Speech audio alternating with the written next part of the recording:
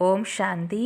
11/12/2024 ബാബ ഇന്ന് പറഞ്ഞത് ഇതാണ്: മധുരമായ കുട്ടികളെ, ബാബയുടെ സഹയോഗിയായി മാറി ഈ ഇരുമ്പുയുഗമാകുന്ന പർവ്വതത്തെ സ്വർണ്ണിമയുഗമാക്കി മാറ്റണം. പുരുഷാർത്ഥം ചെയ്ത് പുതിയ ലോകത്തിലേക്ക് വേണ്ടി ഫസ്റ്റ് ക്ലാസ് സീറ്റ് റിസർവ് ചെയ്യണം. ചോദ്യം: ബാബയുടെ കടമ എന്താണ്? ഏതൊരു കടമ പൂർത്തീകരിക്കുന്നതിനു വേണ്ടിയാണ് ബാബയ്ക്ക് വരേണ്ടി വരുന്നത്? ഉത്തരം: അസുഖമുള്ളവരും ദുഃഖികളുമായ കുട്ടികളെ സുഖികളാക്കി മാറ്റുക, മായയുടെ കുരുക്കിൽ നിന്ന് മുക്തമാക്കി അളവറ്റ സുഖം നൽകുക. ഇതാണ് ബാബയുടെ കടമ. ഇത് സംഗമയുഗത്തിൽ മാത്രമേ ബാബയ്ക്ക് പൂർത്തീകരിക്കാൻ സാധിക്കൂ. ബാബ പറയുന്നു, ഞാൻ വന്നിരിക്കുന്നത് തന്നെ നിങ്ങളുടെ ദുഃഖത്തെ ഇല്ലാതാക്കാനാണ്, എല്ലാവരിലും കൃപ ചൊരിയാനാണ്. ഇപ്പോൾ പുരുഷാർത്ഥം ചെയ്ത് 21 ജന്മത്തേക്ക് വേണ്ടി തൻ്റെ ഭാഗ്യത്തെ ഉയർന്നതാക്കി മാറ്റൂ. ഇത് വിവിധ ധർമ്മങ്ങളുടെ മനുഷ്യസൃഷ്ടിയാകുന്ന വൃക്ഷമാണ്. ബാബ പറയുന്നു, ഭാരതത്തിലാണ് ഞാൻ വരുന്നത്.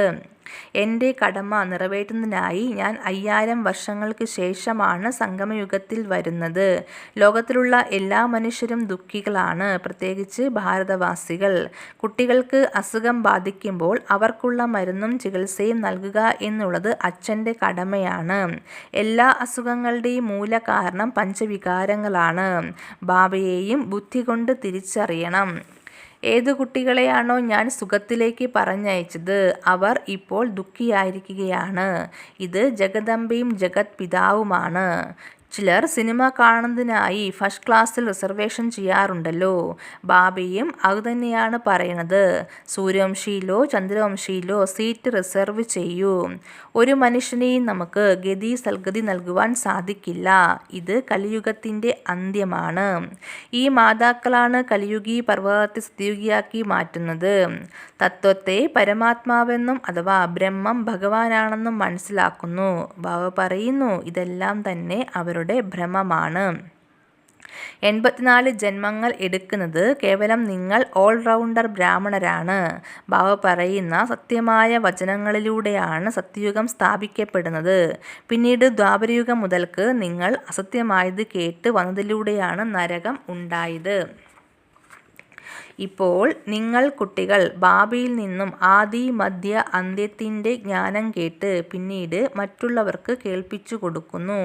ഇതിനെയാണ് ശംഖുധ്വനി എന്ന് പറയുന്നത്.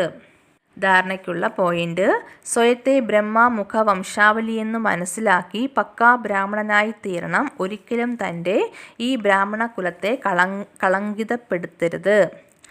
2. ബാബയ്ക്ക് സമാനം നിരാകാരി നിർവികാരി നിരഹങ്കാരിയായി മാറി തൻ്റെ കടമകളെ നിറവേറ്റണം. ആത്മീയ സേവനത്തിൽ തൽപരരായിരിക്കണം.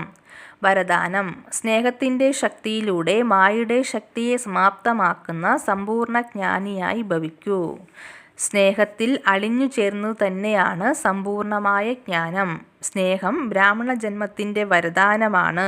സംഗമയുഗത്തിൽ സ്നേഹസാഗരൻ സ്നേഹത്തിൻ്റെ രത്നങ്ങളും മുത്തുകളും തളിക നിറച്ച് തന്നുകൊണ്ടിരിക്കുന്നുണ്ട്. അതിനാൽ താങ്കൾ സ്നേഹസമ്പന്നരായി മാറൂ. സ്നേഹത്തിൻ്റെ ശക്തിയിലൂടെ പരിതസ്ഥിതിയാകുന്ന പർവ്വതത്തെ പരിവർത്തനം ചെയ്യുമ്പോൾ അവ വെള്ളത്തെപ്പോലെ ഭാരരഹിതമായി മാറും. മായയുടെ എത്ര വലിയ ഭയാനകവും റോയലുമായ രൂപങ്ങളെ നേരിടേണ്ടി വരുമ്പോഴും സെക്കൻഡിൽ സ്നേഹത്തിൻ്റെ സാഗരത്തിൽ അലിഞ്ഞു ചേരൂ. അപ്പോൾ സ്നേഹത്തിൻ്റെ ശക്തിയിലൂടെ മായയുടെ ശക്തികൾ സമാപ്തമാകും. സ്ലോഗൻ: ശരീരം, മനസ്സ്, ധനം, മനസ്സ്, വാക്ക്, കർമ്മം എന്നിവയിലൂടെ ബാബയുടെ കർത്തവ്യങ്ങളിൽ സദാ സഹയോഗം നൽകുന്നവർ തന്നെയാണ് യോഗികൾ. അച്ഛ. ഓം ശാന്തി.